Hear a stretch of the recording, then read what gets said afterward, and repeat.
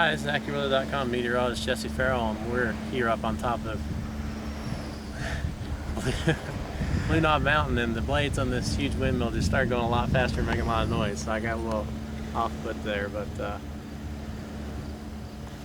really cranking now. These are some of the big wind turbines that are down here, and there's probably... We're close to Blue Knob, so... What do you think, 15 or 20 of these huge wind turbines? Probably more. I think they say there's right now close to 50 windmills up on this ridge. Wind power in the whole world only generates about 1% of electricity, but in some parts of Europe they generate up to 20% of their electricity through these means. And there's obviously advantages and disadvantages to each kind of power generation, but certainly with wind power you don't see any pollution. There's very little energy consumed to do the collection of electricity for these things, so they can be very efficient. Now, of course, as with all kinds of power generation, people will lodge some complaints against even these windmills. And some of the things that they say is that they think they're kind of loud, although personally these don't seem too loud, even standing right underneath them. No, they're not loud at Other all. complaints, people say that they throw off large pieces of ice in the wintertime because they accumulate a lot of freezing fog on them, but there's ways to mitigate that through various sorts of lubricants which are applied to the blades. And I have to say they are a little bit scary being right up next to one, but I certainly, seems to me an efficient way to generate power, so you want to put one of these next to my house, I'm all for it. What about you, Ron? I'm all for it.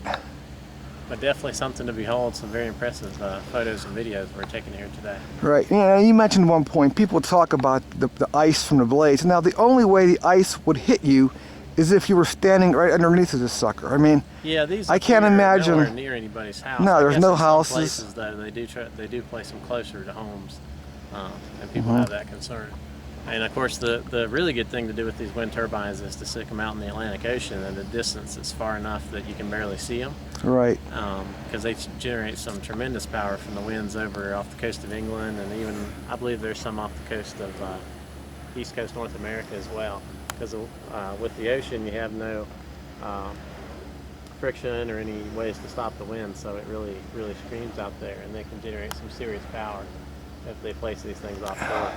Now, of course, when you do put them on the mountains, people will complain and say, oh, they're cluttering up the mountains, but there's plenty of cell phone towers and everything else on the mountains these days. Personally, it doesn't bother me. In fact, on the way down through Altoona to look at these things, I didn't even realize they were there the first time after they were put up. I had to actually be looking for them before I could actually see them. You hear that thing moving, Jess? It's getting louder and louder. It's like, and I keep, yeah, I can hear the blades cutting through, but you tell you, it's still not noisy. I mean, we're here, right underneath of it, and I hear, that's all we hear. Folks, I'm telling you, this is a testimony, okay? And if it pans over to the woods, you can see the shadows from the blades too, which is another concern that homeowners say if they're really close to these towers, that you get some flickering as the blades go around. And of course, at higher speeds, the flickering is going to be a little bit more off-putting to a person. And here's what's amazing too, that where they're located, we have a windmill probably, what, less than 100 yards away, straight in front of us, other side of these trees, and you can't see it. I mean, it's there. What's nice about these windmills is that they really are situated right here in the forest, okay, and it's, yeah, and they're nice. They don't have to make them extremely tall either. I mean, I was kind of surprised. These seem to only be about twice the height of the trees. It's not like they have to put them 1,000 feet in the air to catch the wind. The point is, as long as the blades are mostly above the trees, it looks like from this situation, then they do what they need to do. Hey, we're up here on Blue Knob Summit, just to the west of Altoona, Pennsylvania, and they're building these windmills up here. Jess, this is phenomenal. I mean, look at the size of this blade. Yeah, this is a rare up-close look at one of the blades that actually go on these wind turbines. Very impressive. This has to be at least 3 or 4 inches thick, the casing. I mean, it's phenomenal. They're hollow. We see lightning devices on the inside of the blade. And earlier we indicated that yes, these blades do get hit by lightning. The argument is it good for mankind? I believe wind power, it's free energy, and it really does no harm to the environment. That's my opinion. I like wind energy. How do you feel, Jess? Yeah, I mean, it's certainly not as efficient as some other technologies, but with zero pollution, that's certainly a very attractive energy solution. They are quite large. My question is, how does this blade get from here up to there? I guess it's one of those big old cranes we saw down there. Will I put this blade on? Nope. Not in your lifetime. But this is definitely dynamic. Now, presumably, once they put those up there, I guess if you go through the door at the bottom and climb to the top, they just climb right in here and scan this credit card thing to see if it's been struck by lightning.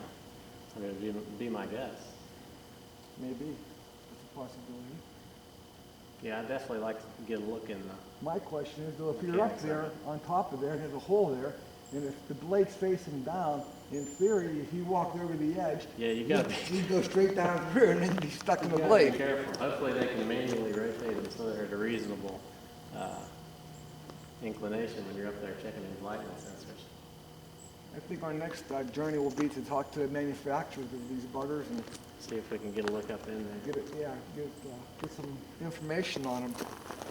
Now, meteorologist Jesse Farrell, we're taking a look at the inside of a wind turbine blade up here on top of Blue Knob Mountain. Go ahead, put your head in there, Jeff. Start talking. I want to show people this. This is Testing 1, 2, 3. Is this thing on? wow. Can you hear me now? Now this is amazing. This is hollow. Look at that.